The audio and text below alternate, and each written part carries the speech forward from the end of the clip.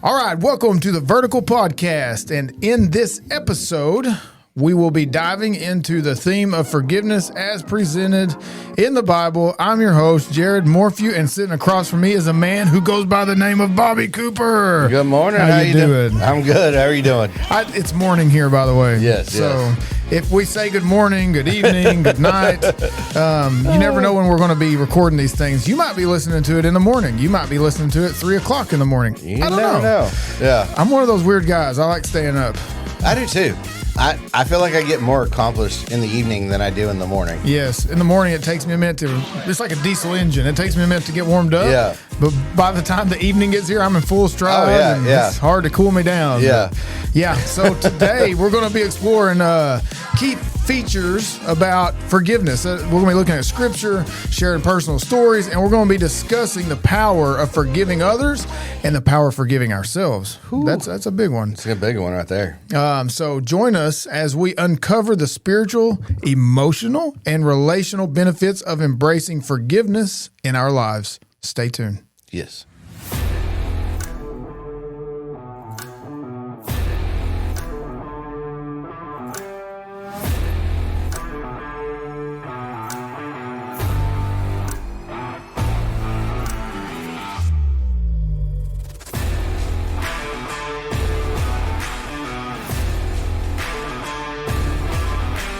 All right, so we're talking about forgiveness. Yep.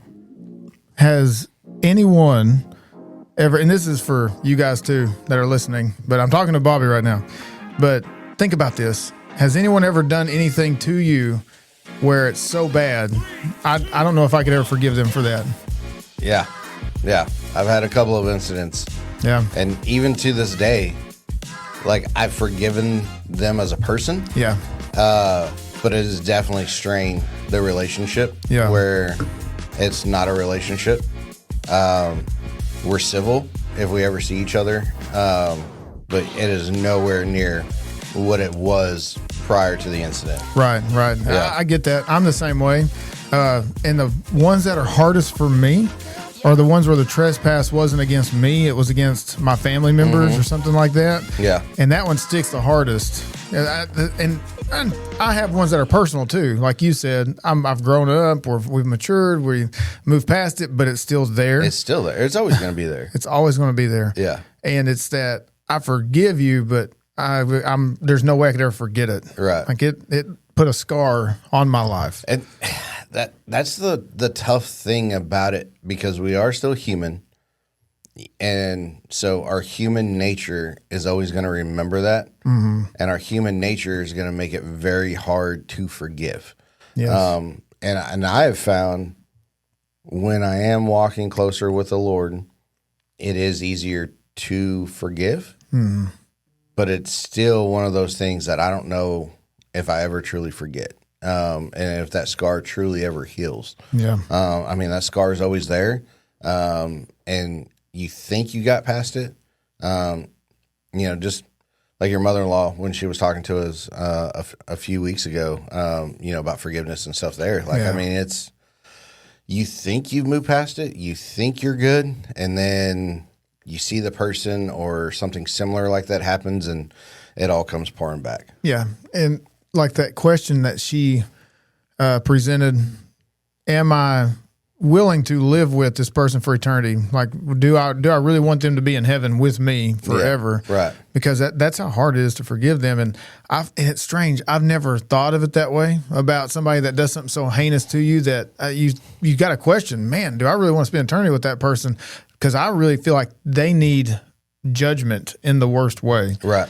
And I don't believe in coincidence. Within the last few weeks, I've had another individual that was older than me ask me the same thing. They said, "Jared, I got a question for you." And I asked them what it was, and they said, "How do you forgive someone or treat?" Now this is the question that they ask: how do you treat someone without bias? How do you treat someone lovingly, as you would everybody else, if they've done something to you and you tell them you've forgiven them, but how do you not show that you're not showing favoritism and all these things?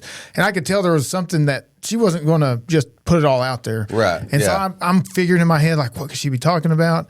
And ultimately, I told them it's not. And she said, I'm not trying to play judge. I'm not trying to do things that where I put myself in God's shoes.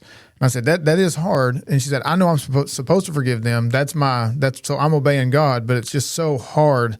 And I'm trying not to show favoritism for these other people as opposed to this person. Right. And that way they'll see that I've actually forgiven them. But it's so hard. And she said, what if I don't want to be with them forever? And I thought, I've heard that twice in like a month now. Yeah. And I've never thought about that in my whole life. And now all of a sudden I'm hearing this all the time. Yeah. And I told her, and she said, do you really think they're going to spend eternity in heaven if somebody can do the worst of the worst things? And I said, yes, I do believe that. And Absolutely. she said, how could that be? And I said, well, if we all got justice, we'd all be in hell, number one. Yep. I mean, so we don't want real justice. And number two, we're not, like I told her, like you said, we're not the judge. If that person is truly repentant and they're like, oh my gosh, I can't believe I did that. I feel so sorry. And then their life proves it. There's fruits of it by their life that they truly turn from it. Then as believers, we're supposed to celebrate it with them. We're supposed to be like, I'm so glad. I'm so happy that you've really turned to Jesus. Right. But if they don't, we're still supposed to love them, even though it's hard. Yeah. I mean, Jesus says, love your enemies. Yeah. But that's what I told her. I said, ultimately, it's not up to us. We can't judge their hearts. We don't know their motives. We're just called to love them and share the good news with them. And that it's easier said than done. But absolutely. I mean, it's totally easier to see someone that has done bad things, and see them try to get their life back in order and support them and help them along the way when whatever transgression happened wasn't against you. Right. But when it's against you, it's very hard to take that personal feeling out of it and still support you in your walk to get closer with God. Yeah. I think it's one of those things that while you try to help them, the Lord's going to be talking to you the whole time through it as well. And is going to give you the peace and the comfort and the strength to keep showing grace because he's shown us grace. That's right. And that's what I told her. I said, you know me now. She honestly has no idea about my past. She just only known me for a month or two. Yeah. And I told her, if somebody would have seen me in my 20s, why is he getting into heaven? Like, I don't know if I'm going to spend eternity with that guy. Like and I thought, but thank the Lord, I'm not who I was. I mean, I'm not who I'm supposed to be, but I'm definitely not who I was back then. Right. And I've turned my life to Jesus. I'm chasing after him. And if you've only known me for the last year, 4 years, whatever, 5 years, doesn't matter. You'd think, oh man, he's a good guy. Like I'd trust him with anybody. Right. But 10, 15, 20 years ago, no, you wouldn't have. Yeah. And I was that guy who you would not show favoritism to, but God did. And God forgave me. He gave me grace. And that's the reason I am who I am today. Because if it wasn't for him, I'd still be who I was back then. Right. And so it's like trying to give them that mindset of people can change. Yes. I've seen it, and I've seen it in my own life. Right. So, yeah, you said you got some scriptures over there. And as we're talking, I seen a couple that just jumped off the page that really talk about what we're into I say this morning, but it depends on when you're listening to this. So the first one that came up was Colossians 3:13, and it says, bearing with, let me pull this up so I can see a little better. That's what happens when you get older. I know. The light's kind of hitting it a little weird. Yeah. So it says, bearing with one another, and if one has complaint against another, forgive each other as the Lord has forgiven you.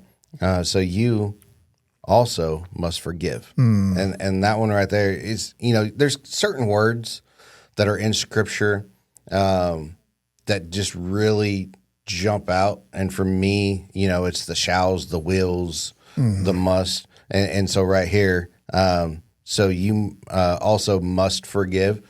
That's a command. Like you must forgive. And I don't know. It's hard at times.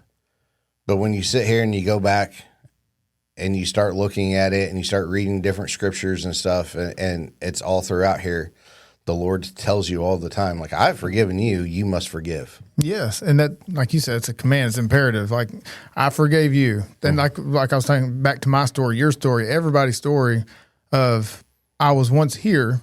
God forgave me of that. God paid the ultimate price so that I could be forgiven for all eternity. But yet, I'm not willing to forgive one person, and He forgave everyone. Everyone. He died for the first person to the last person, and everybody in between, billions upon billions upon billions, trillions of people. Yep. And you're not willing to forgive one person. Like, well, you don't know what they did to me. It's like, I do. But he's God. He does understand. And here's the thing that people don't realize is because we try to categorize the hurt. Yes. And try to categorize like the sin and the trespass against us of, whether it be someone that lied, stole, cheat, those little things, or, someone that murdered, you got all these different things, someone that gossips against you, and, ruins your reputations, this and that. And so we try to categorize them and go, well, he hadn't done like the big thing towards me, so I guess I can forgive these other little things. Or this person did a real big one against me. Like, how do I forgive that? It's all sin. And it's all, one sin isn't greater than the other sin. They're all sin. And if God can forgive them for all of the sins that they have done and are going to continue to do, then I need to do the same. As you're saying that, here's what enters my mind. God is love. We talked about that.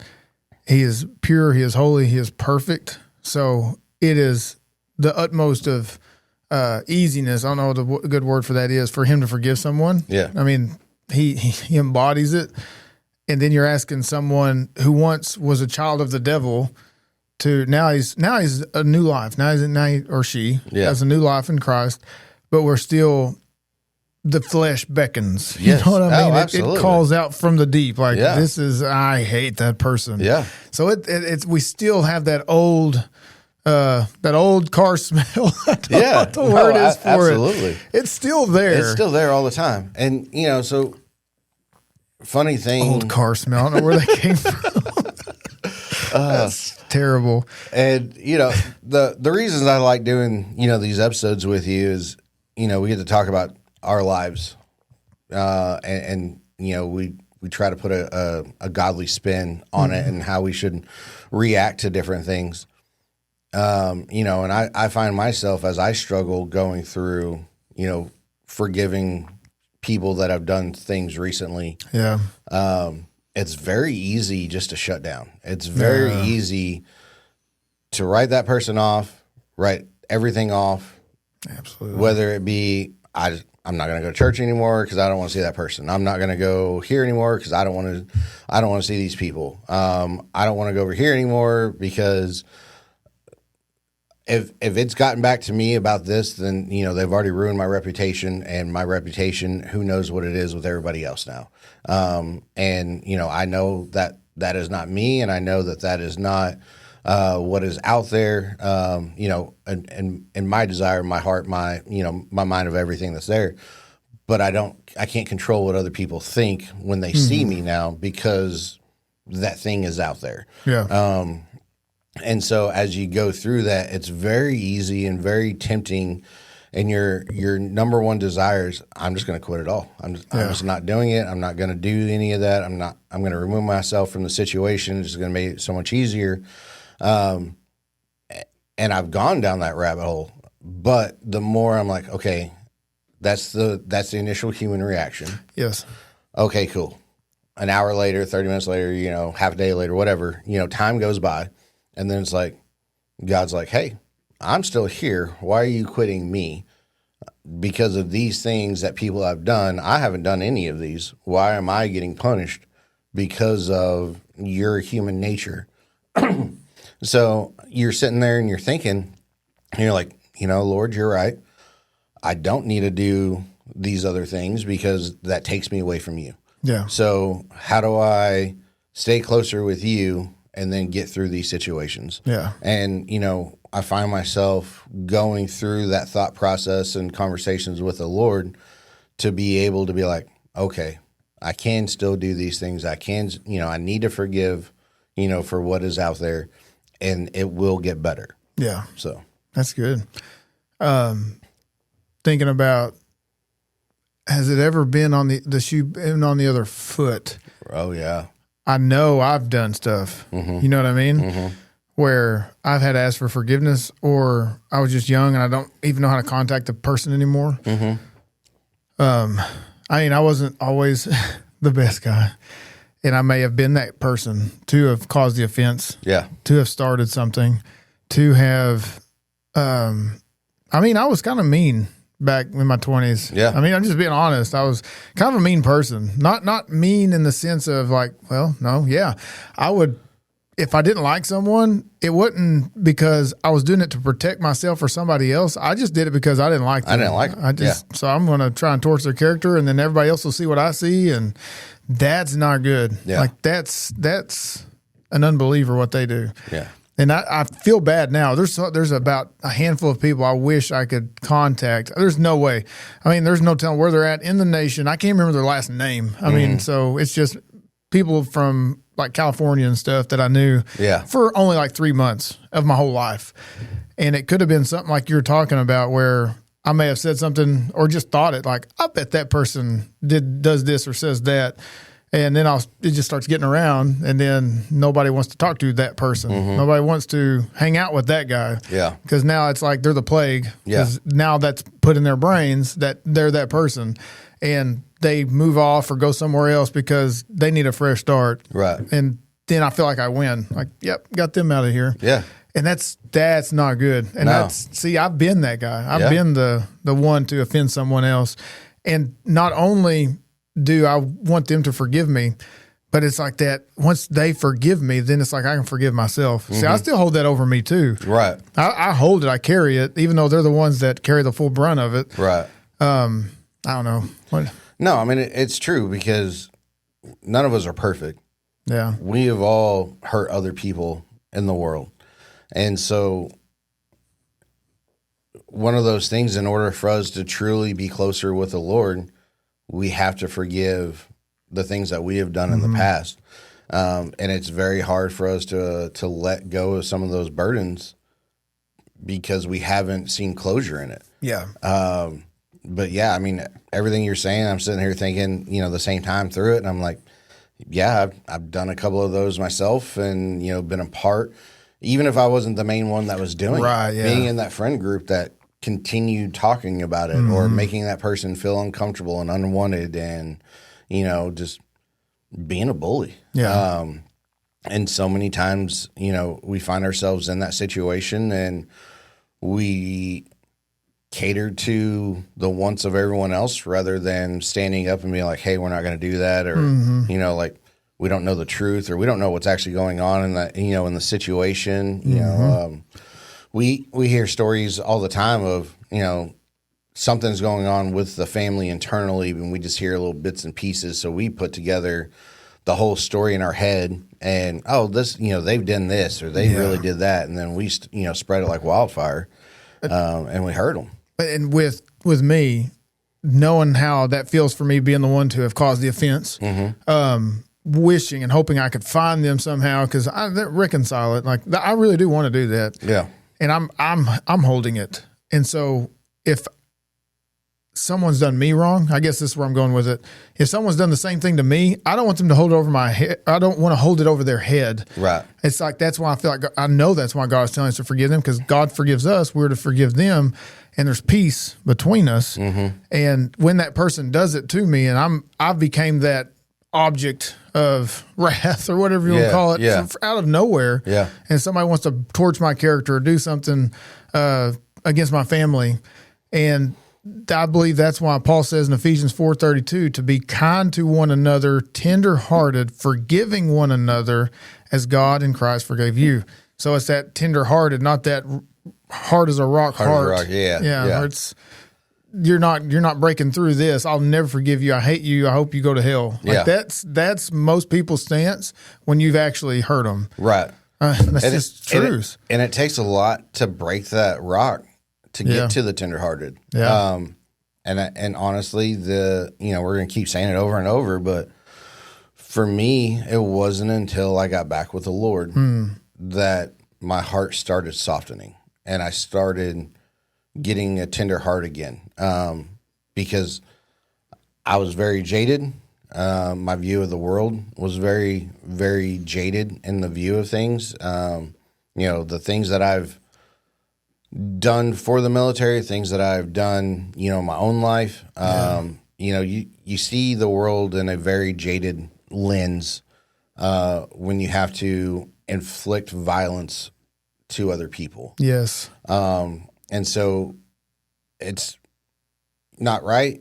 It's probably, it's an excuse. But when you do unhumanly things to individuals and you do horrendous violence to other individuals because you're in a war conflict, it changes your heart.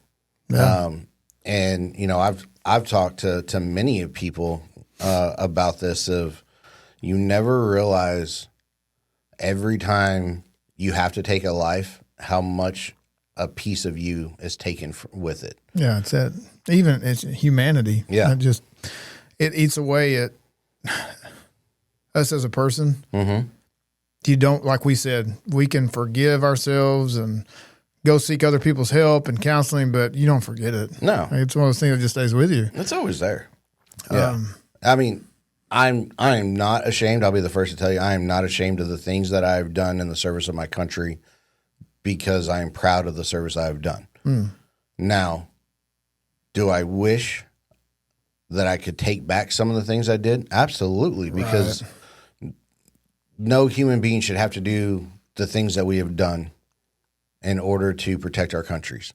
So when you start weighing that out there, yes, I regret those things, but I don't regret having to do them in the service of my country, if that makes any sense. It does. I mean, there's going to be bad men in the world. Yeah. And it takes good men rising up to keep the bad men from taking over. Right. And I don't think that that's a bad thing. Yeah. I mean, in Scripture, especially in the Old Testament, how Joshua and all them would go out and, go out and attack surrounding countries. And it's because it's God's land and they're wanting to purify the land. Right. Well, because why? Because God is good and we're his people and we want to make this land good because we're God's people. Right. So we're going to drive out the evil and we're going to drive out all the pagan nations and we're going to purify this land. Right. And in a way, somebody's evil, especially like World War II, you got people doing awful things. Good people got to step up and do things that they don't want to do. Right. There's a lot of things that we have to do we don't want to do. Yeah. And I think protecting the innocent is one of those things. Oh, absolutely. That goes all the way into abortion and things like that, protecting the innocent. Yeah. When I said that, that's the first thing that came to my mind.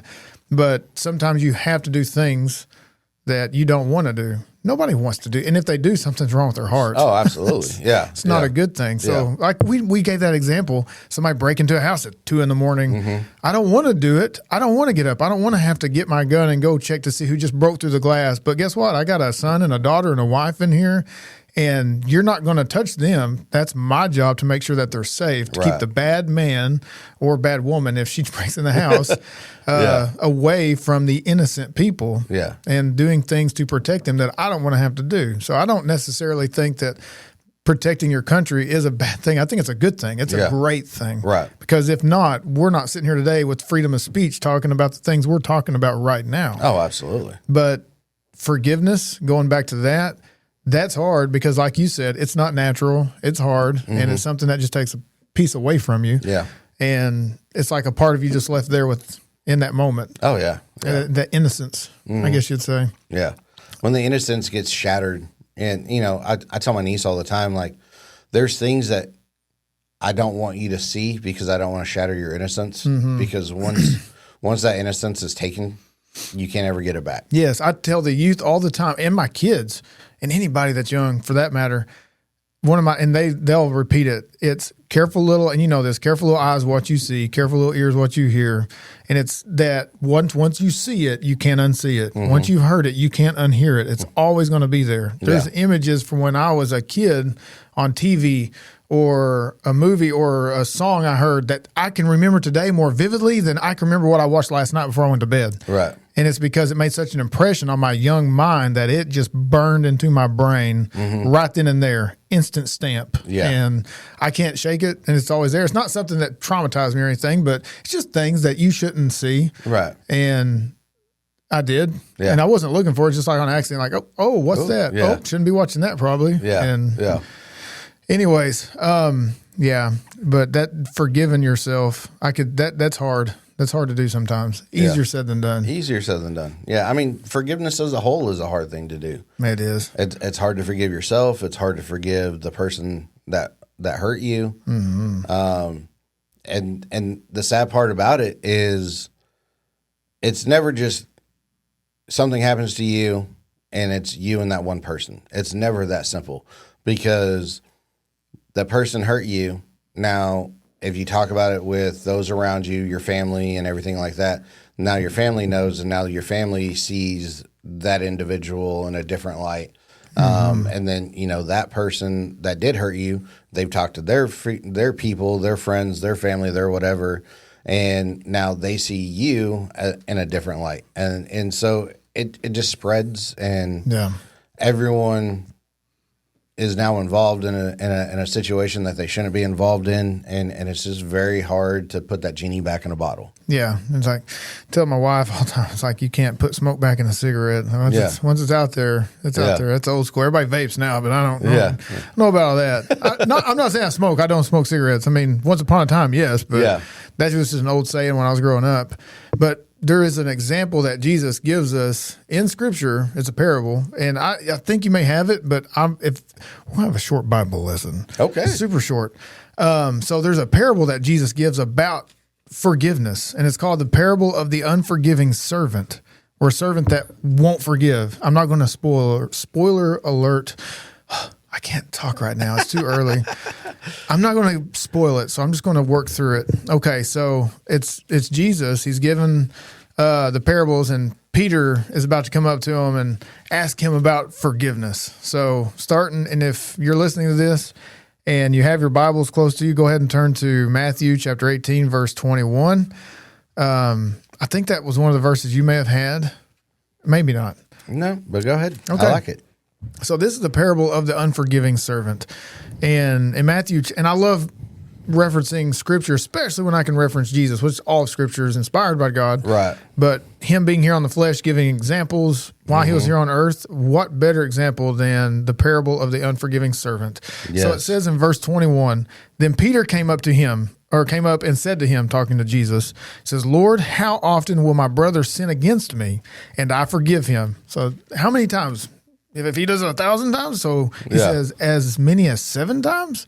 And Jesus said to him, I do not say to you 7 times, but 77 times. So that's just hyperbole. Like, you just keep forgiving. Yeah. He's just throwing it right back at him. Like, if no matter how many times he sins again, everybody thinks, okay, 1, 2, 3. Yeah, he gets to 77. I'm going to count to 77. You're done. No, that's not what he means. That's hyperbole. So what does he do? He goes on to give a parable, which he does a lot of. That's what we're going through on Wednesday night. So it says, therefore the kingdom of heaven may be compared to a king who wished to settle accounts with his servants. When he began to settle, one was brought to him who owed him 10,000 talents. That's a lot. Like, I think they said that's something like $1 million. Like, it's astronomical amount. I'll never be able to repay that. Yeah. It'd be like if Bobby said, Jared, you owe me $5 billion. Like, okay, I'd never make that much money in 5 lifetimes. Exactly. 10 lifetimes. Yeah. I mean, that's a stupid number. We're regular people. Right, yes. We're never going to make that money. And that's the point it's making here. He's a servant. Yeah. See what I'm saying? He's not a king. Right. So he's telling him that you owe him 10,000 talents. He's a regular guy, and he can't do that. And since he could not pay, his master ordered him to be sold, and his wife and children and all that he had, and payment to be made. So now it's like, oh, by the way, you can't pay that? Well, you're going to we're selling you, your wife, your kids. I can't imagine. Like my whole body would leave me. Yeah. Like, what do I do? There's nothing I can do. So I'm at the mercy of this king. I'm at his mercy. Yep. And so it says after that, so the servant fell on his knees, imploring him, have patience with me, and I will pay you everything. And the king knows he can't pay anything. Yeah. It says, and out of pity for him, the master of that servant released him and forgave him the debt. That's huge. I mean, he did 10,000 talents, $1 billion, whatever. Fine. He felt bad. He pitied him, and he just sets him free. Yeah. You don't owe me anything. You're free of your debt. You're free of your debt. Just go have fun. Yeah. Don't worry about it. That's huge. And then after that, it says, but when the same servant went out, so this is the guy that just got forgiven this huge debt. It says, but when that servant went out, he found one of his fellow servants who owed him 100 denarii, and seizing him, he began to choke him, saying, pay what you owe. So this guy just got forgiven 10,000 talents, and then you got 10 denarii. I can't remember what the equivalent of that is. I think one denarii is like a day's work. So it's like 10 days work. Yeah. That's like a week and a half. So that's nothing compared to this astronomical amount. Yeah. You know, you see what I'm saying? Yeah. He just got forgiven $1 billion, and it's like, you owe me 100. You owe me $100. Then he choked him, like, come here. Come here. I'm going to choke you out. And it did. He began to choke him. You began to choke him, yeah. You pay me what you owe me. Verse 29 says, so his fellow servant fell down and pleaded with him, have patience with me, and I will pay you. What's that sound like? Just what he did. Just what he just did. Yeah. Says he refused, so that's not good. He refused and put him in prison until he should pay the debt. Which I always find funny right there when I read that.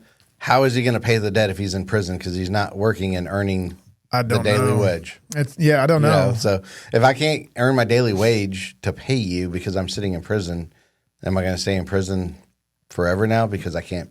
Maybe that's his way. He knows he's not going to be able to pay. It's like, you're going to sit in prison your whole life because you'll never pay this off. Right. It says, when his fellow servants saw what had taken place, they were greatly distressed, and they went and reported to their master all that had taken place. Ooh, dun, dun, dun. Yep. So I lost my place. I did my sound effect. And 32. Okay, there we are. It says, then his master summoned him and said, you wicked servant, I forgave you all that debt because you pleaded with me. And should not you have had mercy on your fellow servant as I had mercy on you? Mm-hmm. And in anger, his master delivered him to the jailers until he should pay all his debt. So also my heavenly Father will do to every one of you if you do not forgive your brother from your heart. Yeah. It didn't say just with your mouth. I like at the end it says with your heart. Your heart. So you're supposed to forgive, like all those other verses we were talking about, like Colossians and I believe Matthew. Oh, I'm in Matthew. What was the other one? Ephesians. Yeah. So it's talking about forgiving as Jesus has forgiven us. Yeah. As Christ has forgiven you. And that's what it's saying. I've forgiven you an astronomical amount. You'll never be able to repay me. There's no way I can repay Jesus for what he's done for me. No, never. For dying on the cross, paying for my sin debt. That's an eternity in hell if it's not paid. Right. I can't imagine the consequence to what it would be if I didn't have somebody saying, you know what? I got you. Yeah. Here's $1 trillion, isn't nothing compared to an eternity in hell. Like that's a debt far beyond something I could ever want to have to pay. And he said, I got you. Just have to believe in me. That's it. We got you. But you won't forgive this guy. You won't forgive this lady for the trespass that she's done to you, that he's done to you. And that's like that master when they came back. Now he's mad. It's like, what are you doing? Yeah. 70 times or 77 times, like what Peter was saying. How many times? How many times am I supposed to? You just forgive them as many times as it takes. You don't stop forgiving someone. That's the moral of the story. No matter how many times they sin against you, no matter how bad it can get, we should forgive them because of the debt our debt that's been paid, the forgiveness that's been shown to us. I love that story. I love absolutely. that parable. So I had someone tell me one time, talking about forgiveness, and trying to remember exactly how he put this, but he was he basically was like, when we are asked to forgive someone, we always struggle with it, and we're like, but if I'm going to continue to forgive this person for the things that they do, at some point, enough is enough. Like I got to say, I've forgiven you too many times, and you just keep doing this. And the guy was like, that's true. That is the human nature. He goes, but let's turn it around on you and the Lord. He goes, how many times have you sinned against the Lord? And multiple times a day. And every day, you go to the Lord and you're like, hey, I'm sorry. I didn't mean to do this. And you forgive him, or he forgives you, and then you turn around and you do it again. And then, he said the cycle never, he said the Lord never stops forgiving you. Mm-hmm. So why are you going to stop forgiving that person? That's good. And I was like, oh, that was real good right there. That's very good. Yeah. His forgiveness is never ending, mm-hmm. but for some reason we think ours can be. Yeah. It's like, you know what? You've crossed this line too many times. Yeah. I'm done. Yeah. I'm not forgiving you anymore. All right. Imagine if God did that to us. Oh, we'd all be in hell. I wouldn't be able to enjoy my life mm-hmm. because I'd be sitting here just, oh no. Yeah. What am I about to do? I just need to stay away from everyone. No TVs, no phones, in a room with nothing in it for the rest of my life. Yeah. And I'd still probably sin. I would still just be like angry and resentful just sitting in that room. Yeah. There's nowhere I can go where I'm not going to have a sinful thought or it's going to happen. Yeah. We're human. You can't protect yourself from it. Right. That's why we need God's grace. Mm-hmm. We need his mercy every day, every minute of the day, every second of the day. Yeah. And I love that in that parable, it shows that like 77 times, like you just don't stop. Yeah. I haven't stopped. Why are you stopping? Yeah. It makes me think of the lesson. I don't know, it was like a month ago. What would Jesus do? And yeah, that's what the lesson was. And what would Jesus do? I can literally tell you what he did when he was on the cross, and the people that put him up there, the ones that their guys drove nails through his hands, beat him. The guys that had that done to him, they weren't the ones actually doing it, but they're the ones that had it done to him. Right. Standing there at the cross, and like I said, at the most excruciating pain he's been in his whole life, I can imagine. Mm-hmm. And up to that point, I know anybody would have been dreading that. He's going through it. The guys are down there mocking him. And what does he do? He said, "Get him, God. Get him, Father." Well, he is God. He could have done anything. Yeah. He could have, and it would have been righteous if he did it. Right. He could have just smoked him on the spot, like Ananias and Sapphira, who in the book of Acts, when they said they give all their stuff when really they had a little bit for themselves, and God struck them dead. Yeah. So he could have easily struck the Pharisees dead right there on the spot. Mm-hmm. But what does he say? He says in Luke chapter 23, verse 34, "Father, forgive them, for they know not what they do." Right. It's because if they did, they knew exactly what they were doing and what the consequence is, they wouldn't be doing this. Yes. They didn't want to believe that Jesus was the Messiah. And the same thing happens today. They don't want to believe it. Mm-hmm. There's a lot of evidence, but they don't feel like going down that road because they're all about me. They're all about what I want to do, what the flesh wants. Because I don't want to give up what I'm doing right now. That's right. And what does Jesus says? Forgive them. Father, forgive them. He has this heart of forgiveness even at the worst moment in his life, right before he's about to die and give up the spirit. And yeah. And, we read all these other different scriptures about forgiveness and stuff. But that right there to me is is like the most perfect example of forgiveness. Yes. As excruciating pain is happening to him, as easily as it could have been in a human, because he's in the human flesh at the time, mm-hmm. to cater to the human desires, he stood on faith and principles and said, "Forgive them, for they know not what they do." Yeah. And so that's the greatest example for us to be able to live by, and to remember as we are having things done to us, forgive them, for they know not what they do. It's a very good example of forgiving others, especially those who've hurt us, mm-hmm. even when we've done nothing wrong. Yeah. And when it's very difficult, because Jesus did nothing wrong. Yeah. He's perfect. Yeah. I mean, he did nothing wrong to them. And yet he drew the full ire of their jealousy towards him. Yeah. Like, oh, he's got to die now. Too many people are flocking to him. It says that they were jealous. Yeah. And you look, I mean, it's everything that we go through, jealousy, mm-hmm. People trying to ruin his character. All of these different things are happening. It's the same thing that we go through.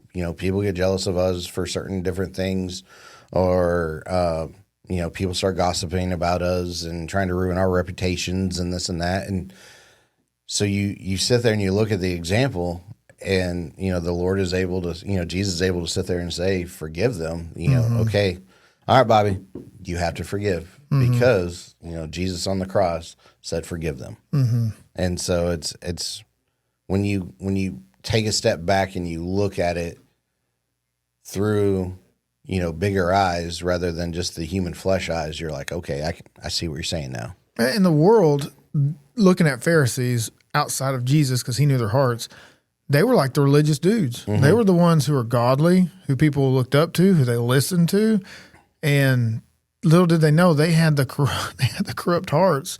And that was their example. That's who they looked up to for spiritual guidance. And then Jesus comes along and says, no, look to me, because he knew their hearts. I think Jesus would have been okay for people looking to them, if their hearts were in the right place. Right. It's like people look to us. Like when I'm going out and ministering and doing things, people have questions for me.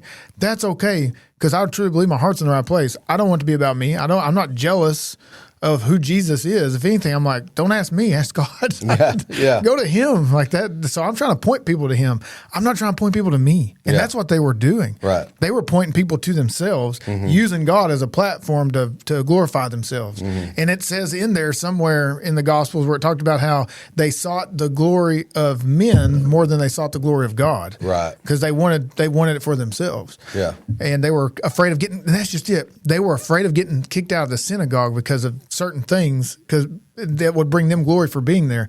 And the synagogue was to glorify God of all the places. Yeah. It'd be like me coming to church to glorify myself. Right. Look at me. Look how awesome I am. Look how much I know about the Bible and how awesome of a counselor I can be for you. Come in here. Let me talk to you a little bit. Let me explain some things. It's like, dude, let Jesus do the explanations. Yeah. And I mean, even, when you're preaching, you're not up there saying, look at me while I'm preaching and everything. It's always, I always like, when you pray before you start preaching, you always say, use me as a vessel, and, may your words come out through my mouth and stuff. And so I like how you are clearly showing everybody that you are not up there for yourself, that it is, you are being a vessel for the Lord. Yeah. It's a humble, very humbling thing. Yeah.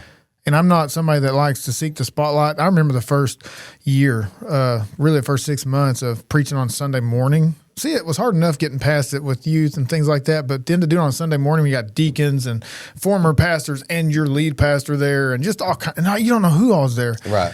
And I'm like, I've never preached a sermon in my life, I would. You can do it today if you want to. Like, just any excuse just to get out of it. Yeah. And that's what I knew. I don't want, this ain't for me. And I literally pray, God, this is all for you. Use me. I'm your mouthpiece. Because if it's coming from me, it's going to sound stupid. It's not going to be good. It's got to be from you. Yeah. And I've had other pastors tell me, when I tell them that story, they'll say, yeah, that's when you're first in it. But then after 5, 10, 15 years, you'll start getting good. You'll start getting better at speaking. You'll have more biblical knowledge, and things will come to your mind that fits and meshes with your sermon, and it's going to be good. And that's when you got to resist the pride, because you're thinking, now I've got it now. Like, it's down. That's when you got to step back and take a look at where you came from. Right. I don't know what that has to do with forgiveness, but either way, down a rabbit trail there for a second. And I'm not there yet, I promise you. I'm far from even thinking I'm prideful or whatever. Yeah. I mean, I can't even get my words together on a podcast where I'm chilling out, drinking a cold coffee out of a nice Black Rifle Coffee Company espresso, 300 milligrams of caffeine. I need that. All right. So going back to, how much caffeine do you drink you had to cut back, didn't you? I did, but I drink a cup of coffee a day. Okay. See, I drink a cup of coffee when I get up in the morning. Yeah. I'll have one of these. 300 people are going to die when I say this. I have one of these in the morning, right after when I get here. Right. I'll drink a bottle or two of water, and at lunch, I might drink an energy drink. Yeah. I drink way too much caffeine, man. I'm not lying. I used to not drink any hardly, and now it's, I don't know. The older I get, the more I like it.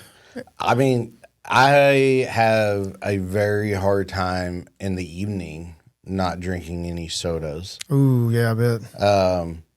But I'm going on about 2 months now without, just having just the one cup of coffee in the morning. There's I'm not gonna lie. There's a couple of days where I'm, 2 or 3 cups Slip of coffee. But for the most part, I try to keep it to one, no more than 2 cups of coffee a day. Does you feel better? Is it? It's weird because one doctor, so with my memory and PTSD and stuff that I got in brain trauma, one doctor said I need the caffeine to stimulate my brain. And then with my depression, the other doctor was like, you need to cut down because all that stimulation now opens you up for the depression side of the things to come in. So you got the uppers and the downers and all that, so I try to keep it just to the one. And when I do that, I notice that the depression side of things isn't as extreme as it used to be. But the stimulating of the brain and being able to remember as well as I used to is not as clear as it used to be, which is sad because I used to have phenomenal memory. But I still remember things. I've noticed that it has deteriorated a little. Yeah. So it's just one of those give and take kind of things back and forth. I think that it's eventually going to happen to all of us. We live long enough where we don't remember as much and recollect. Yeah. Yeah. So you just need to balance it out, I guess. Yeah. It's a balancing act. It totally is. But there are times where you're extremely sluggish. Right. And you're like, I just need another cup of coffee, or I need an energy drink, or Mountain Dew or something, just to get going a little bit. And so I do. Road trips are probably the worst. Oh yeah. That's why I love drinking coffee and energy drinks all the way through a road trip. Oh, absolutely. Especially when, because we like to travel, and we're totally off topic now. Way off topic. We like to travel. This segment brought to you by Jared and Bobby. Absolutely. We like to travel in the evening. So when, the parents get off work, my niece gets out of school, we'll load up in the evening, and then we'll hit the road to wherever we're driving to get there in the early morning hours, especially when we go to Kentucky to go visit our family up there. It's about an 11-hour drive, 12-hour drive to where we go. And so we will leave later in the evening to get there first thing in the morning instead of sleeping and then driving all day, and we lose a day. So we'll do that. And so during those nights, it's 1, 2 o'clock in the morning, and it's my turn to drive while everyone else is sleeping. I'm going to drink a couple of energy drinks. Yeah, that's good. How are we going to tie this back in? I'm trying to figure. As you're talking, sitting there trying to figure out how to bridge this back to forgiveness. We're not. There's no bridge. We just got to jump back over. Yeah. You got to forgive yourself for drinking things you're not supposed to drink. Yes, forgive yourself, and then you'll have no bitterness or resentment for drinking that stuff. Or that's where I was going to go, with the freedom of bitterness and resentment. You can have. All right, back to the show. Yes. Here we go. I don't know intro. We need to get like just a little tone where it's just a little boo, boo, boo, or something. I'll find one. No, I don't think so. We don't have one. Everything we have is long, like actual intro music and outro stuff. But yeah, healing from past hurts and things like that, and even current things that are going on. If we don't, like Jesus was saying, just forgive them 77 times, not an exact number, but just don't stop forgiving them. If we don't, we can have bitterness and resentment, and that is not good to our health. It's not good for our spiritual well-being. It's just not good all the way around, because it can affect your health. I mean, it get high blood pressure over time, mess you up. It's like anxiety, anger, all these different emotions that the enemy can give us and throw our way. That's just to destroy us, because it's internal destruction. So a friend told me once before, and he got this from his pastor, this several years ago, back when we were living in Kansas. But he had told them in his congregation during one of his sermons and stuff that he was saying, if you don't forgive and you hold on to that transgression or that anger, he said it kind of becomes a tumor. And it starts growing and growing and growing. And pretty soon, just like tumors do throughout your body, and, when you get cancer and it spreads throughout your body and, it cuts things off and you eventually die. He said it's the same thing with your spiritual well-being. You get a tumor start growing in there because you're hanging on that hate and that anger, and it starts festering and growing, and it starts cutting off the blood flow to your spiritual growth. And next thing you know, you've fallen away from the Lord. You've fallen away from your small group connection that you had holding you accountable in your walk with the Lord, and you become very angry and bitter. Mm-hmm. Absolutely. You got to let it go. Or it's going to sit there and it's like stagnant water. The longer it sits, the nastier it gets. Oh, man. It gets more bacteria in there. And that smell. Yes, that old car smell. No. Yeah. That stagnant water smells bad. Yeah. Over time, it just reeks. And that's because it's just sat there. Mm-hmm. That's what, I guess, unforgiveness is like. It just sits there and rots and eats away. Like you were talking about that tumor just sitting there over time. It'll kill you. Like it'll just bring you down. Yeah. I don't know why I keep going with like smelly old things. I don't know, like stagnant water, old car smell. I don't know what's wrong with me this morning. Because you like to drive old cars. I do, but mine don't stink though. But it does have now old trucks, like old school trucks. I like that smell. Like when you crank them up and I don't know, it's just something about it. I like it. So that's not sound. a bad thing. Yeah. Oh yeah, the sound, the smells. That's good though. That's not bad. I don't know what I was thinking. Like an old car with pizzas in the back trunk that's been there forever, and you know what I'm talking about. Just toenail clippings in the floorboard, and those old nasty cars. Your college car. You go to a junkyard to get a part, right? Yeah. See all that stuff in the back. My brother, he had a really good friend that was his college roommate, and then their family owns. It's like I don't know if it's a repo or if it was a junkyard, but either way, you could go there and you could go in this, I'm talking about, it's like 30, 40, 50 acres of just vehicles as far as the eye can see. And you go find the part you need off the vehicle out there, you take it to them, and it's like a quarter of the price of going to a parts store. Right. And you get it and you go home.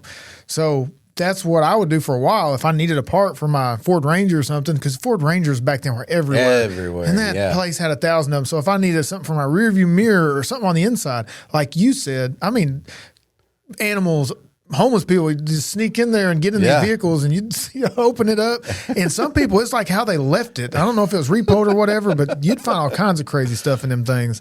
And that's what they said. They would just go exploring in there sometimes as kids, just seeing what they'd find. Well, because we're kids and we got to do stupid stuff. And they said we didn't learn things at school. We learned it from going through the vehicles in the junkyard, because you'd find magazines, just all kinds of stuff you probably shouldn't be looking at. Yeah. Probably find drugs. Who knows what's in them cars? Absolutely, yeah.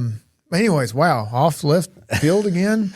How did I get there? How did I get here? The smelly. The old smelly. Yeah. So we don't want that old bitter smell. We want to we need that car, that Scentsy in your car to make it smell good. That new car smells Scentsy. And they never really make it smell like a new car, but it smells good. Yeah. Just you'll never have a true new car smell unless you get a new car. Yeah. I mean, which is so sad. It is, because that's one of my favorite smells. Oh yeah.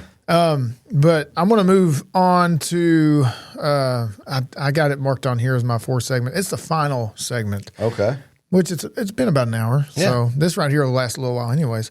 So what I have on here is practical advice to give for forgiveness.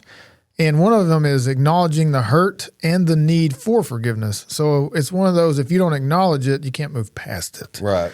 You have to, it's something Mom's told me in the past. She said, all right, when something's wrong, when there's this area, you got to shine the light on it. You got to expose it.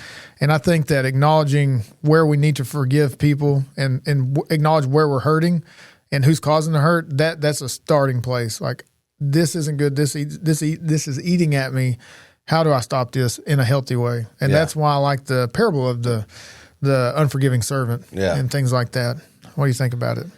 I mean, it's true, because my initial reaction has always been, I'm just going to remove myself from the situation, cut ties with that individual, not go to the same things that individual is going to be at, or if we're both going to be there, I make sure that there's 100 people in between us, and you're over there, I'm over here, and I'll always keep an eye on where you are, and if our path starts kind of crossing, I'll turn around and walk away somewhere else, and keep it moving to where we're never going to engage. Kind of like people that would avoid Samaria, the Jews they would go all the way around this long way, so I had to go through the city. Yeah. What does Jesus do? Right. We're going right through it. Yeah. And people came to him. Yeah. So I mean, it's very true that in order for us to actually get to forgiving, whether we need to forgive somebody for what they did to us or I need to apologize to somebody for the things that I've done to them, the only way to do that is by confronting the individual and having conversations with the individual. But I would suggest, if you are going to have those conversations, to do it in a private setting. With if you don't trust yourself to have a godly civil conversation, just a one-on-one, then to bring a person with you that, not to mediate, but to be with you to keep it a godly civil conversation. It has to be someone that shows no favoritism, because they could jump on your side or their side, and then it'd be two dogs against one, fighting, biting, barking, and instead of that, like, you not mediating, but just sit there to bring a balance to the room. Yeah, I see what you're saying. Another one that I love, this one, is pray for the strength to forgive. It's praying about it, and I've had to pray in the past, God, help me be around this individual. I don't want them to know how I feel. I don't want the flesh to take over. I don't want to actually feel that way. I don't want to hold that in my heart. I don't want to look at them and just feel and it's anger is what it is. I remember it was a few years back. I'm not going to give anything away, but oh my goodness, I knew that this person was saying stuff about me that was not true whatsoever. And one of the remarks was, he's never worked a day in his life. He doesn't, blah, blah, blah. Now he's a pastor just sitting in the office doing this, this, and this. And I don't even really know this person. I mean, they have no idea. They don't know me. They don't know my life. And I was like, oh, I guess in the Marine Corps, I didn't work at all. I guess when I worked at the family business stacking lumber in July and up there bucking up logs with a chainsaw, sweating 50 pounds of sweat every hour. No, that's not work. Yeah. And I thought, they have no idea. But they don't know that about me. They don't know anything except for when I got hired here. They literally knew nothing about me. It's like, how can you make that remark? Oh, I was mad. Thing is, I knew I was going to see him on Sunday. I knew I was going to see him on Wednesday. And it's like, just kill them with kindness. Just love them, forgive them. And that was hard. I was like, God, please forgive me for how I feel. They didn't know I knew this. Right. And but obviously it still bothers me now. You see how I feel about it. Absolutely. I mean, because that is a tough thing to forgive when people talk about your character. And that's something I prided myself on, which is pride. I probably shouldn't, but I was a very hard worker. When I worked at the paper plant, that's what the supervisors, they liked it when I was on their shift because they didn't have to supervise me. Right. I was going to do what I had to do, catch everything up that I had to do, because it was production. If you catch up really quick, you get a little downtime. So I was all about staying on pace, staying ahead, getting ahead of everything. Yes, and I'd leave it set up for the person behind coming in, so they didn't have to catch up my mess. Yeah, and I prided myself on that. And it's like, good job, go home. That's the way I was raised. So when I heard that, and I thought, Jared, you can't get mad because they don't even know who you are. It'd be different if they knew me in a personal way. They didn't know me from Adam. And all of a sudden, it's like, now everybody knows you because you're a pastor at a church. Right. And they want to judge you off what they've known for the last year. Right. It's like, okay, what about the last 35 years? That doesn't count. You didn't know any of that. Yeah. See, there it is. See, I still hold it. And that was the prayer part. God, please, I don't want to feel like that. I don't want to have that in my heart when I see them, where I want to sit across the room. I don't want to sit beside them. And the thing is, they'd be super nice in my face. They had no idea I knew. And I thought, yep, I'm one of them people. I'd rather you tell me. I have respect for that. Let me know what's going on. Yeah. Have the courage, the boldness to sit there and tell me, I don't like this. I think you're this kind of a person. I can respect that. I might not like it, but I can respect it. But that snake in the grass going around trying to light little fires behind the scenes, I don't like that. Like that bugs me to no extent. Because at least tell me. Yeah, let me know. We can at least have a conversation, and I can then tell you my side of whatever the situation is. Yeah. Because if you're only going off hearsay of what you hear from other people, if you're only going off your assumptions based on some things that you have heard, you don't know whether that's true or not true. So why are you making complaints or, Right. comments about things that you don't know anything about. Well, I wanted to actually love them. I do. And Yeah. I do. And we get along now. It's great. And that, like I said, past, I put it behind me, but it still irks me when I think about it. Because it's still there. It's still like, that's Yeah. it. That's what, I guess what we're talking about. I hadn't forgot, but I've moved past it. Like, we get along. Like, I don't even think that person even knows that was even a thing in my mind. Because that scar's still there. But it's still there. I was going to say something. I had something I had somewhere I was going with it. Oh, well, it left me. Maybe it's for the better. I don't know. Yeah. But I've learned to just forgive, even if it's hard, even if I don't want to. That's when I have to pray. I have to give me the strength, Lord, to not show my ugly side, to show I'm going to put them in their place. Yeah. That's what I was going to say. Came back to me.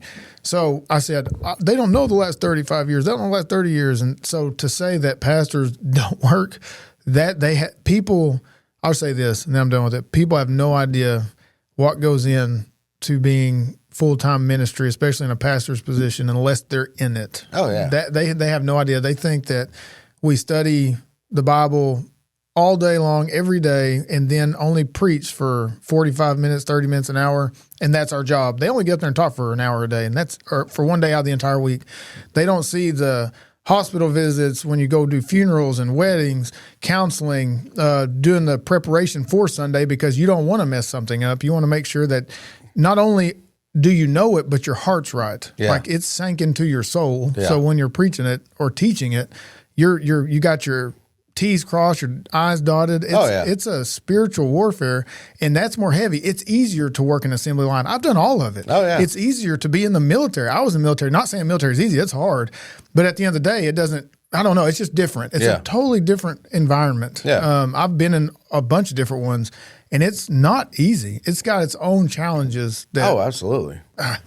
Yeah. No, and it does because people don't see, nor do pastors need to highlight it, but the amount of conversations they have throughout the week, the amount of time that is given away, not given away, but that is given to helping others and mentoring others, to where you're cutting into the time of you to be able to prepare for your sermons.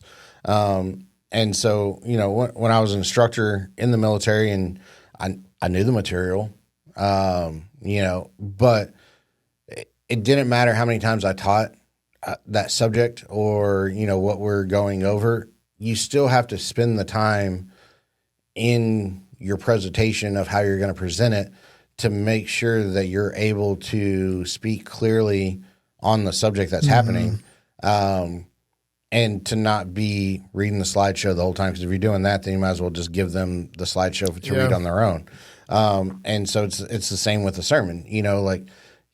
Cool. You read, you just read this parable right here. Okay, cool. We could have all read that parable, but you then got to deep dive into it and explain, what is a denarii? What is what is this? And then where are we at in this time? Like, why is 7 and 77? Why is that a big deal? Because back then, the different things, and so you're going further into the knowledge of the word that is happening, right? And so it takes a lot to be able to make sure that you're there, and it's easy just to regurgitate this. Mm-hmm. It's harder when you do the deep fact diving of the original language and what did this mean and what did this mean and why is this significant? And then you understand that so you can explain it to us in a way that we can comprehend what is happening. That's the teaching aspect of it. And it's that I have to be saturated with what I'm about to teach because I got to be able to answer any questions they might have. Right. Or address any issues that might come up in the text of, well, that contradicts this part in the Bible. You got to be ready for that. Yeah. Because if you're not, then you're just standing there on an island and they're like, well, I don't know if he's ready for this or not. Because then you just lose credibility. Right. Yeah. So there's a lot of different things. And there's been weeks where I'm on cloud nine. There's been a month or two where everything's great. But then there's been days or weeks where you get home and you just don't want to you don't want to move. You don't want to get up. You don't want to come in the morning.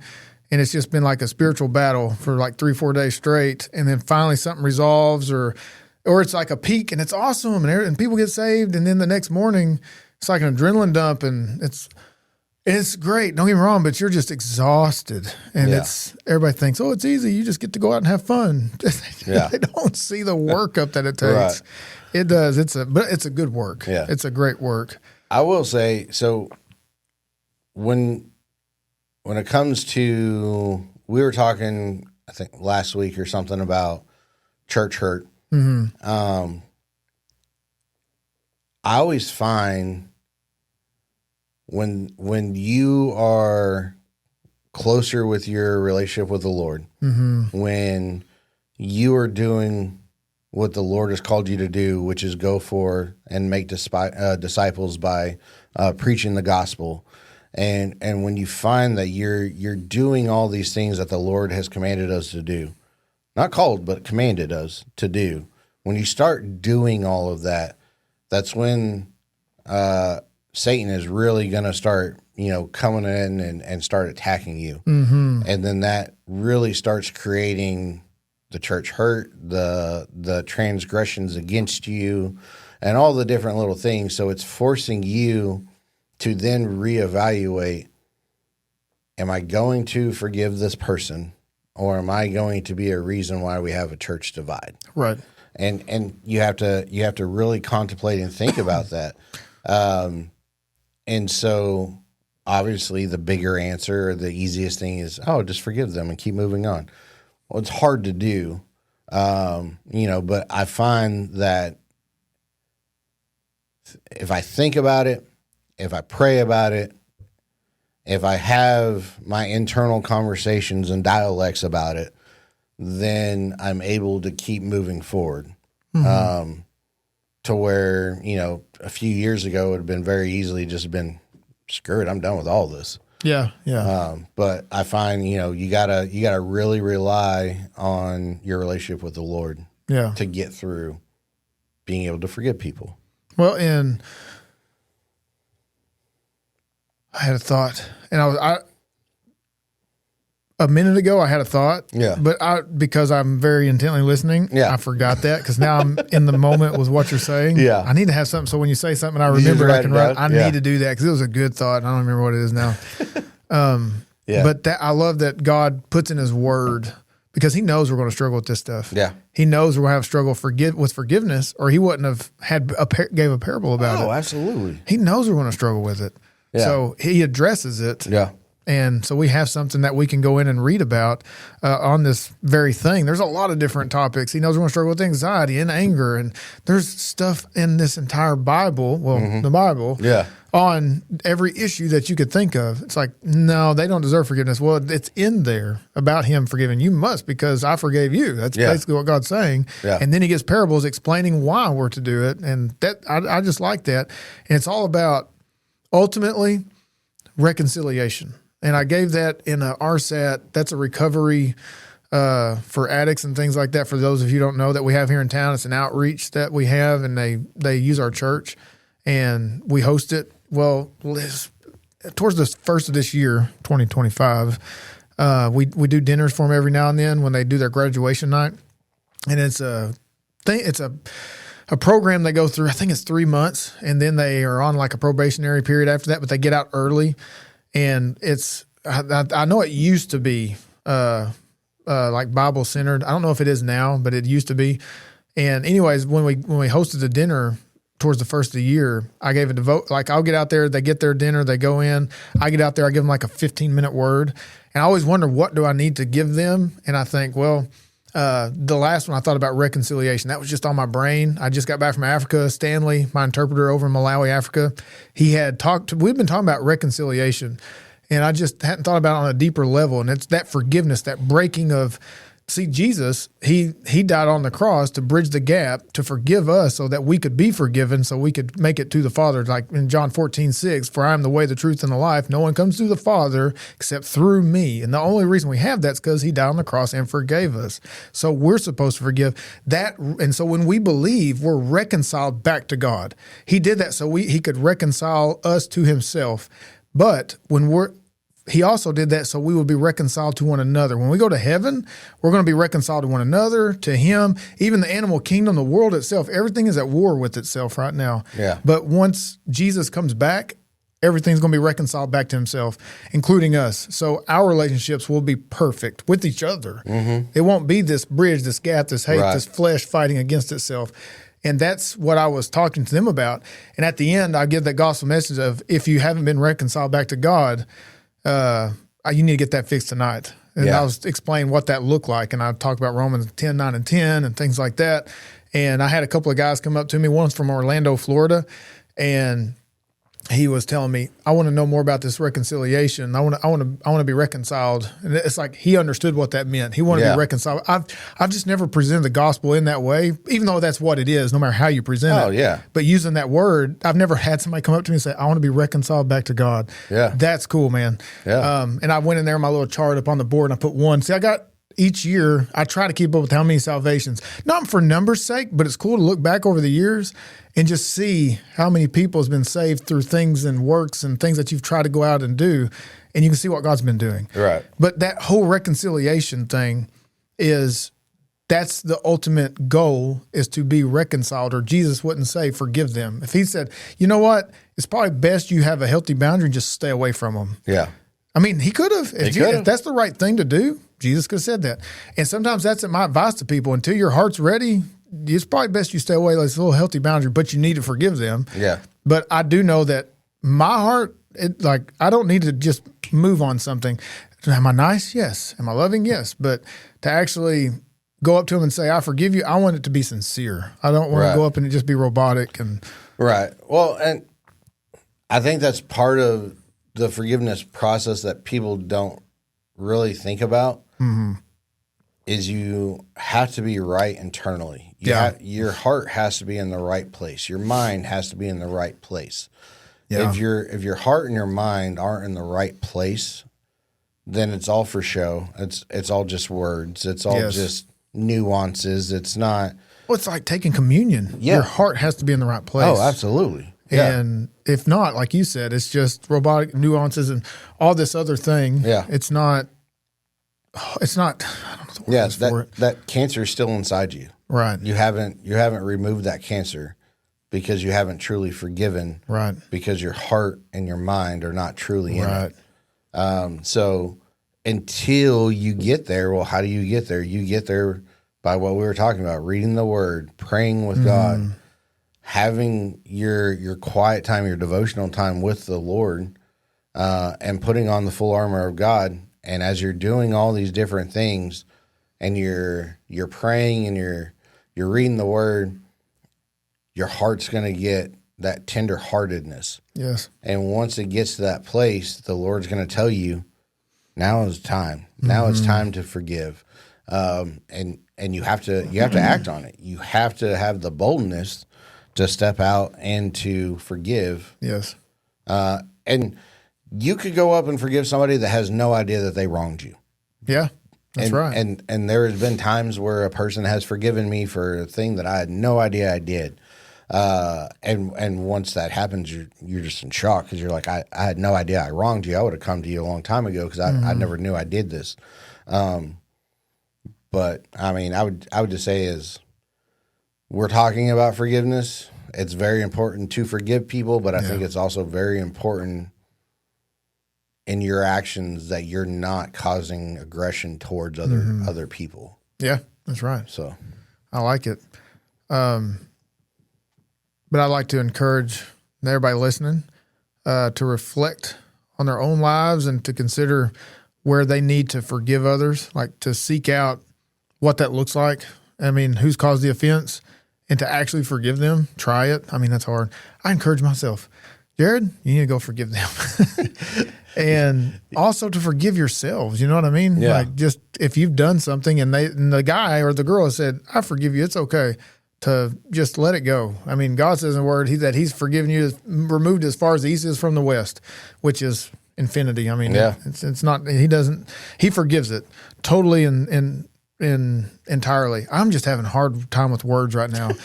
I'm telling you, it's still early. Everybody listening probably thinks like 5 a.m. because of how bad I'm doing, but it's 9:30. I've been up for like 4 hours now. And I'm just not enough coffee, I guess. I don't know. I'm sorry. I'm usually really good with wording things. I'm just not today. I'm off.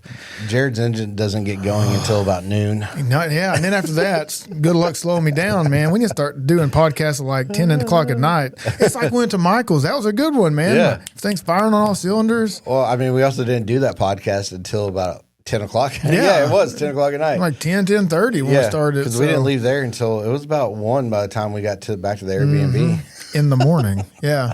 But we were good. Yeah. I didn't have to stumble and fumble over my words. And I'm just glad that they asked me to preach that evening and not that morning. Yeah. So that was good. But I'm good. I'm good. Okay. So what we went over, forgiveness, about forgiving others, forgiving ourselves, the importance of it. We went over the parable in Matthew. Let me look really quick to see where that was at. Because it was 18:21 through 35. Okay, yeah. So in Matthew chapter 18, verse 21, is the parable of the unforgiving servant. Go ahead in your own time, because I went through it pretty quick. Yeah. Like you said, I gave some explanations. Yeah. I couldn't even say explanations. Golly. So I would encourage you to go in there, read that, actually study it. Go in, and there's some free things. It's called the Blue Bible. And it's a app. It's free. It's not like Logos where you actually have to pay for it like a monthly thing. It's the Blue Letter Bible. I don't remember what it's called now. Hold on. I got it on here. Let me look at it really, really quick because I want to give this to people that need it because it does. You can go in. It has like commentaries and things like that to help you further understand my app store. Sorry, this is going to take me just a half a second. Okay. I think Blue Letter Bible. Yeah, that's what it was. Okay, so the Blue Letter Bible, I don't know how to get this to where they can see it. Do I just go up to the camera? You can, yeah. Oh, this is going to be crazy. We're going to do something new here. We're going to see if Jared can do this. I don't know. I can't. Wow, that's weird hearing myself without it. So they're not going to hear me when I get away from the camera. So I'm going to walk up and I'm going to show the camera what this looks like so they can download this app. So Jared is now walking to the camera. He is now showing them. Got to focus. Tell them I'll wait for it to focus.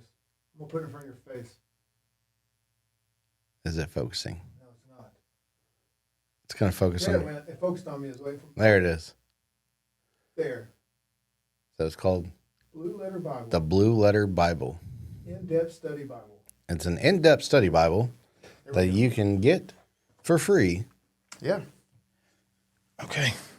I think that's just, I like to try to give out free resources, especially ones that are going to help. And this one right here, it has all kinds of stuff on it. It has Bible study tools. It has the verse. It has different translations for verses. Treasury of Scripture, where it helps you memorize it. If you want to learn Greek and Hebrew, it helps you do that. It has advanced searches and commentary, and it's a personalized reader. It has a personalized reader on it as well. But I used to have that for a while, and then Josh got us Logos, so I haven't used it in years. Right. The Blue Letter Bible, but when I first started really getting into my own personal studies, man, that helped me. I liked it a lot. Oh yeah. So if you don't feel like paying arm and a leg for your own personal Bible studies, that's a good one. That's a very good one. But yeah, so go in there, download that, read Matthew chapter 18, verse 21, the parable of unforgiving servant. Study it, and maybe that'll help you with this topic of forgiveness. Yeah. As you go through, I like to encourage a good in-depth Bible study. Oh, absolutely. It's very good. But that's it. That's all I've got. Sorry it took me so long to get that information. I probably should have had that ready, but it didn't. I didn't think about it till the last minute. So it is what. Hey, it's our show. We can do whatever we want. Well, that's the nice thing about this is, as we're talking, different things percolate. Yes. And you're like, oh man, like I really should. Oh, we needed to show this, or we need to talk about that, and I like that. I like that nobody's telling us how to do it either. Like This is our show. I do whatever I want. I don't think people realize we don't ever have a topic until about 12 hours before we come in and do this. When we texted each other yesterday evening. Yeah, it was like 6:30 at night. Yeah. What do you want to talk about? You want to do it tomorrow? You were telling me you were leaving tomorrow for Florida. Yeah. in the morning. Yeah. And so I thought, oh, wow, he's right. We're not going to be able to do a podcast. So usually we, like I said earlier, we record on Wednesdays or Fridays. Yeah. He's leaving Wednesday morning, which is tomorrow morning. Yeah. And so we're doing it on a Tuesday. And he goes, what do you want to talk about? I don't know. What do you want to talk about? He said, forgiveness. Sounds good, man. See you in the morning. That was about it. Yeah. There was no going over things or notes or anything like that. We do not collaborate before we come in here. We just kind of tell each other this is kind of the topic we're looking at going, and we just kind of wing it from there. I like it, though. It's good. I think if you overstudy it, I don't know. I just like the freedom of it. I feel like if we tried to make it a structure show, we would struggle because that's not how you and I communicate in a personal way. Yeah. So by leaving it with just a broad topic and we just kind of just talk, I think it's better because that's our real life. It's a conversation. Yeah. We're not setting up, like you said, structured. It's not an actual Bible lesson. It's not a lesson on forgiveness. It's a conversation on forgiveness. Yeah. That's why sometimes we can go off left field. We're not even close to forgiveness anymore. It's like, how did I get there? And then we get back to what we're talking about. Yeah. That's how actual conversations happen. That's our real life with me anyways. Because I can actually be in a conversation about something and I'll get way over here and I'll stop myself. How did I get here? Yeah. Back up and then we get back to what we're actually talking about. So welcome to our lives. But I like the fact that they have Bible apps and things like that where we can dig deeper into God's word and understand it, get a better, deeper understanding of it. But that's the end of the episode. So cue music. Ooh, there we go. I like it. Well, thank you for watching the Vertical Podcast. As always, I'm Jared Morphew. This is Bobby Cooper. I'm Bobby. Mr. Bobby. So we're going to end it here. Yeah. And I would encourage you to forgive those who've wronged you. And if you've done the offense, I would encourage you to go and seek out forgiveness. And like Jesus says, we're just to forgive them as many times as it takes. And in return, we're also supposed to go and seek for forgiveness as much as it takes. Have that kind, tender heart. Yes. That way we're all at peace with one another and we're all reconciled back. And that way there's no big divide in the community, in our church, or in our families. Right. Which is what the enemy wants. We just all need to come together and be unified. That's right. So next week we're going to be talking about, I don't know, because we'll find out 10 hours before we do it. Yes. I was thinking about that. I thought, what? Hey, let's figure out right now, before we end the episode, what do you want to talk about next week? Now, way we can get ahead of it. Ooh, I don't know. Because the way we always do it is it just kind of depends on what's going on in our lives. And then we're like, it is. Oh, let's do this. We can talk about caffeine. I'm kidding. We could talk about caffeine for a while. We could. Okay. Well, we'll figure it out. We'll let you guys know in a week from now. You guys will. It's a surprise. That's what it is. You never know what you're going to get. We like to keep them on their toes. It's like theological roulette. You don't know which one you're going to get. Hey, I just rhymed. You did. I did. Okay. Well, thank you for watching. Until we see you next time, God bless. And let's be doers of the word and not hearers only. Goodbye. Thanks for watching. Later.